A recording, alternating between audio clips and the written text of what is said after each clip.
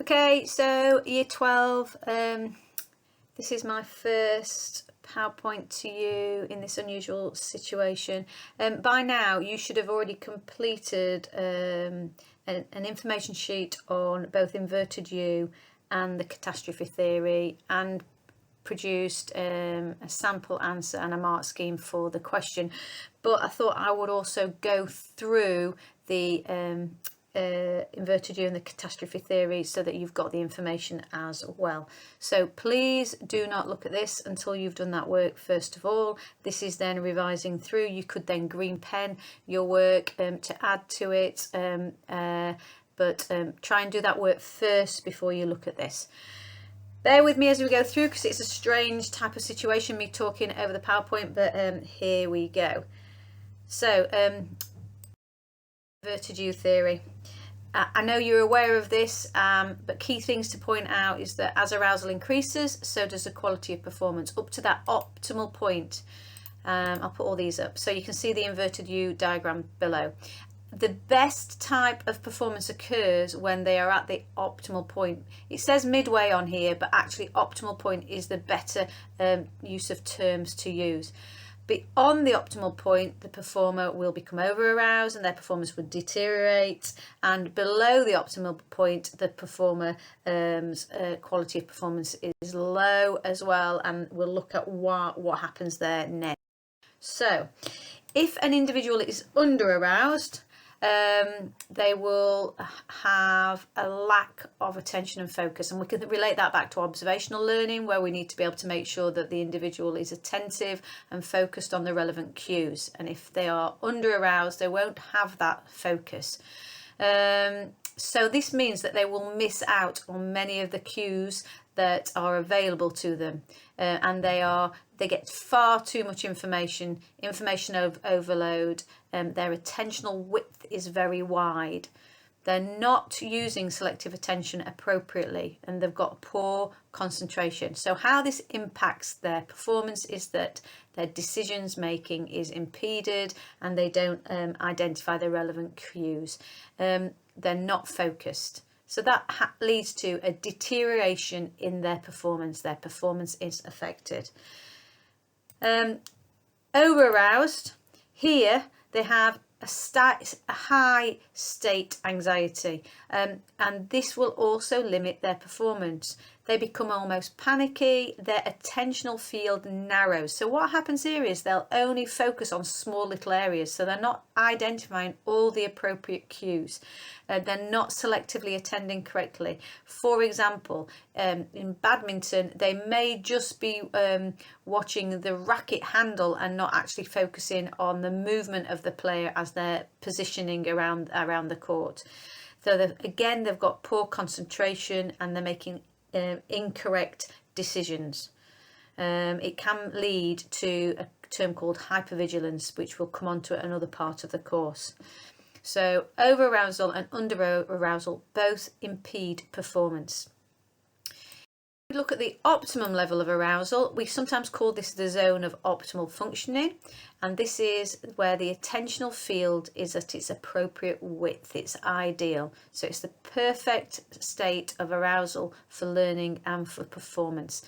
There is full concentration, selective attention is effective, recognition of the appropriate cues are effective, and logical decisions are being made. This term cue utilization takes place, and again we'll look at that later on in the course with arousal. Key point to talk about with the inverted U theory is that the optimal arousal level will differ for activity, for skill level, and for personality. So let's look at that now in terms of how that is affected. So for activity, if you are performing a fine and complex skill, so one where there is a lot of concentration, a large amount of attention needed, that optimum level of arousal will be of a lower level of arousal than if you are taking part in a gross and simple skill. So a fine and complex skills, for example, snooker or archery, they require lower levels of arousal. Makes sense, because we've got to actually concentrate. Okay, the gross simple skills require a higher level of arousal to get an effective performance. Okay, so if you think about powerlifting and how the performers really energize themselves when they are lifting the weights, or a sprinter, yeah, their gross simple skills, they need a higher level of arousal. So that relates to the type of skill or the type of activity. If we're looking at the skill level, or in other words, the phase of learning, autonomous performers who are highly skilled, they have grooved, well-learned motor programs, and therefore they have spare attentional capacity. They can deal with higher level of arousal because they don't have to focus just on the skill, because the skill is automatic and grooved. So they often prefer a higher level of arousal. They can deal with it. Also to do with the reticular activating system. Cognitive performers, the associative performer, the beginners, they need to focus on the skill. So they don't have any spare attentional capacity. They really need to focus on the skill. So they need a lower level of arousal. They don't want any distractions. And also personalities, extroverts like higher level of arousal due to the reticular activating system not being overly sensitive, and introverts prefer a lower level of arousal because the reticular activating system for them is very sensitive and gets aroused very easily. So that's how the inverted U relates to activity, skill level and personality. Okay, if we're going to evaluate the effectiveness of the inverted U theory, because remember theory, so we're looking at the strengths and then areas of concern. I'm going to put them all up here first. So we haven't learned about the drive theory yet, but the inverted U theory seems to be more realistic than the drive theory because it shows that performance can deteriorate when it becomes over aroused. It says we believe that there is a certain point of optimal arousal, so it is true that there's a certain point of optimal arousal, so that's a strength of the theory. Oh, there's a spelling mistake there. True that most sports performers respond positively up to a certain point. Okay, so we can see that in performances where arousal level increases, it is shown to be true that performers will respond up to a certain level of arousal. Another positive of this theory is that it's actually quite easy and simple to understand, and it allows coaches to understand the effects of the arousal on performances. One of the strengths is that it actually does take into account the different variables, as we said, the type of activity, the task, the personality of the individual, and the skill level of the individual. And it also recognises that optimum levels of arousals are not the same for all activities. And so the optimum level of arousal and the inverted U can shift along the axes. So these are strengths or positives of the theory. There's some other shifts there, which does also link back to what we've just said about task type, personality, skill level. It also takes into account that the performer can decline even with high arousal, so our performance will decline, whereas the drive theory does not show that. It links with this cue utilization that we are going to learn about, and that our attentional band can narrow. Okay, so if under aroused, our attentional field becomes too broad and the individual struggles to concentrate because of information overload. And if we are over aroused, our attentional field becomes too narrow. Okay, have some time to look at these in detail. Okay, and as with any, look at the negatives of it or the weaknesses of the theory. Although we said the theory is simple to understand, it can be seen to be too simple. So it has a limited view of the relationship between arousal and performance. It often could be seen as too simple. It doesn't take into account different types of arousal, cognitive and somatic arousal. Some believe that it is too even a distribution in terms of the inverted U. and the increase or decrease in performance is actually rarely smooth or steady or gradual. So whereas the inverted U diagram is very smooth and gradual, some believe that it's rarely like that in terms of how our performance improves or deteriorates due to arousal. It doesn't explain any sudden drop in performance, why anybody, a particularly elite performer, may suddenly have a drop in performance.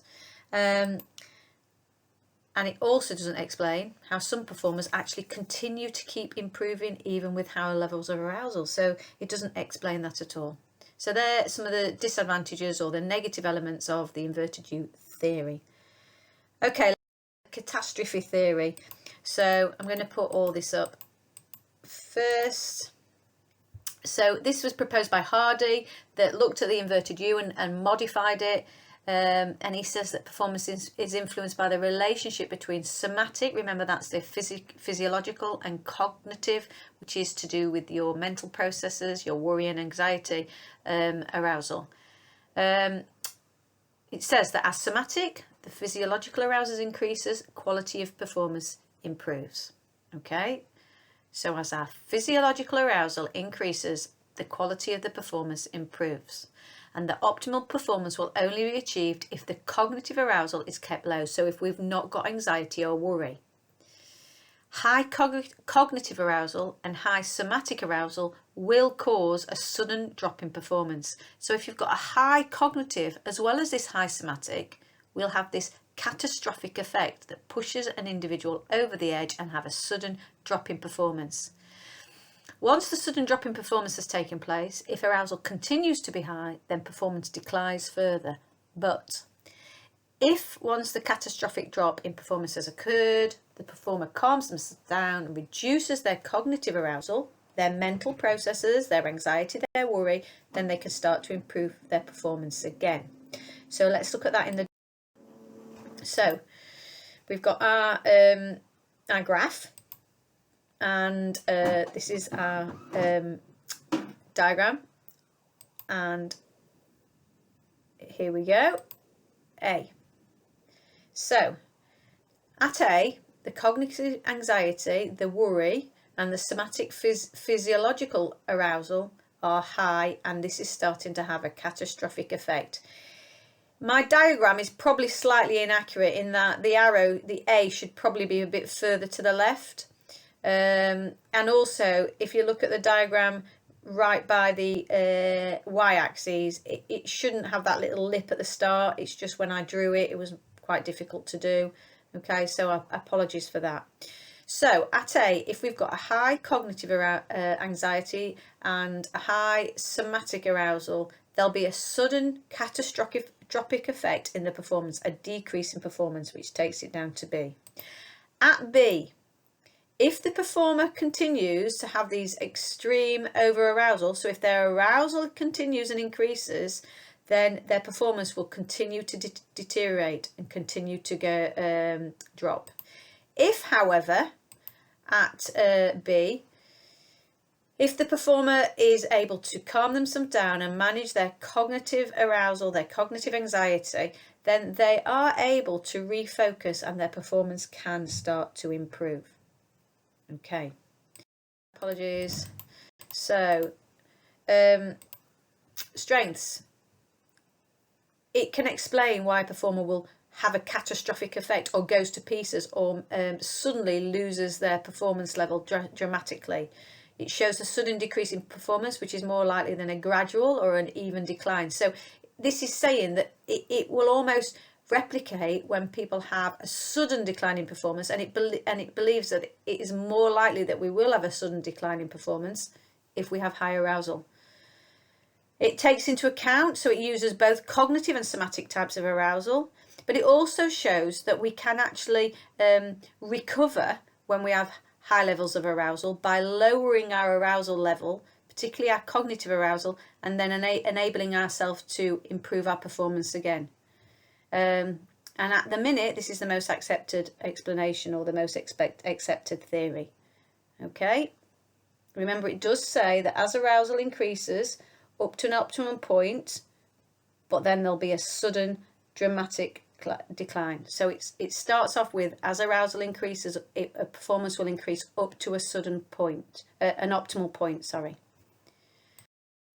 Okay, so the weaknesses, so it doesn't explain why some people never experience a sudden decline, and some may only experience a slow decline, as in the inverted U. Or that catastrophes could only be said to be at extremely high levels of arousal. Sometimes they may occur at a lower level of arousal for some performers.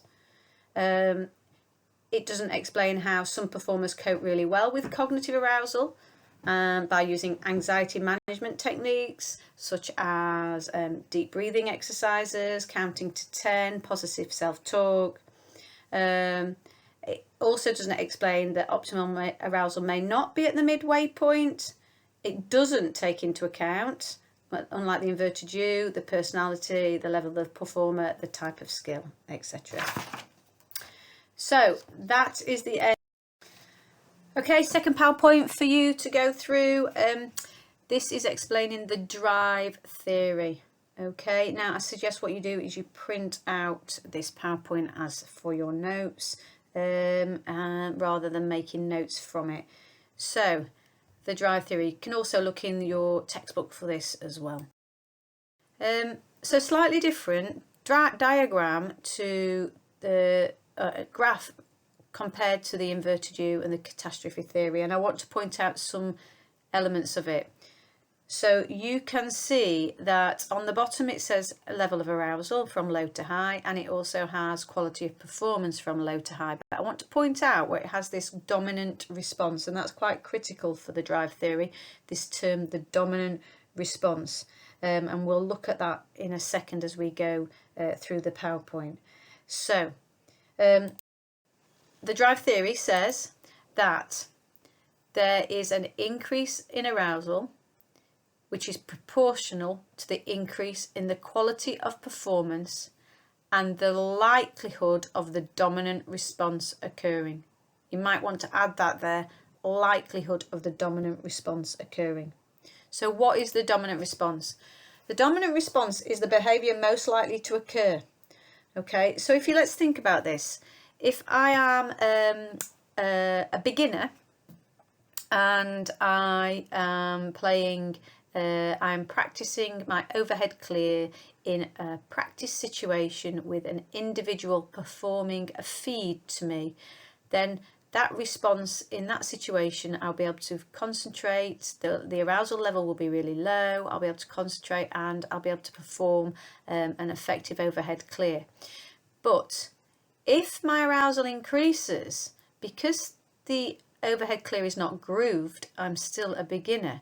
If my arousal level increases, the dominant response will have lots of errors in it. I won't have that skill automatic and grooved. So my dominant response, if my arousal level increases, is likely to have lots of errors in it.